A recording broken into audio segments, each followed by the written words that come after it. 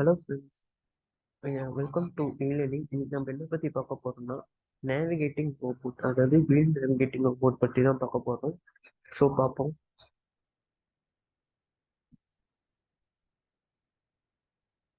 So first கேஸ்னா wheel navigating robot.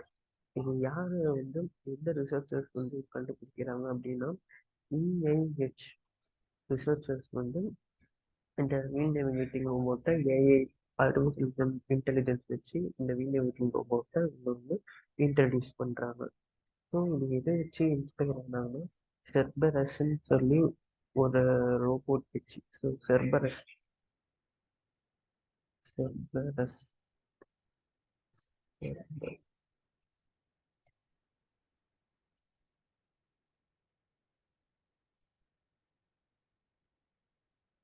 So இந்த இந்த ரோபோட்டோட மெக்கானிசம் தான் அதுக்கும் ஃபாலோ பண்ணி இன்ஸ்பயர் பண்ணியிருக்காங்க. இந்த ரோபோட்டோட மெக்கானிசம்ல ஃபாலோ பண்ணி இன்ஸ்பயர் பண்ணியிருக்காங்க.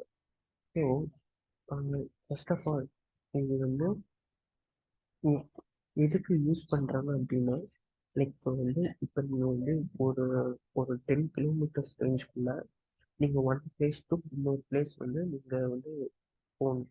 ஸோ போகும்போது லைக் நிறைய வெயிட்ஸ் இல்லை வெயிட்லாம் தூக்கிட்டு போகணும்.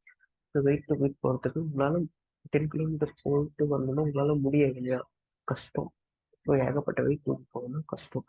ஸோ அதுக்கு என்ன இன்ட்ரடியூஸ் பண்ணாங்க, இந்த ரோபோட் இன்ட்ரடியூஸ் பண்ணுறாங்க. அப் டு 10 கிலோமீட்டர்ஸ் ரேஞ்ச் வரைக்கும் இதால் போக முடியும். ஸோ இப்போ நாங்கள் அதோட இமேஜ் காமிக்கிறேன். ஸோ இதுதான் அதோட இமேஜ். 10 கிலோமீட்டர்ஸ் ரேஞ்ச் வரைக்கும் போக முடியும். இது அந்தந்த அட்மாஸ்பியர் அந்த என்விரான்மெண்ட்டுக்கு தகுந்த மாதிரி இது தன்னை மாற்றி வச்சுக்கும். லைக் வீல்ஸ் இருக்கும், அதே மாதிரி லைக் நடக்கும், வாக்கிங் போகும், வாக் பண்ணும், அதே மாதிரி ரன் பண்ணும், அதே மாதிரி வீல் இருக்கனால இது ரன் பண்ணும். ஸோ இது டெரஸ் அந்த மாதிரி படிக்கட்டு, இந்த மாதிரி நிறைய இதுக்கு இது யூஸ் பண்ணுறாங்க. யூஸ் பண்ணிட்டு அதுவும் இல்லாமல் ஏதோ ஒரு அப்டக்கல்ஸ் எந்த விதமான அப்டக்கல்ஸாக இருந்தாலும் இதால் ஈஸியாக டிடெக்ட் பண்ணி இதால் அவாய்ட் பண்ண முடியும்.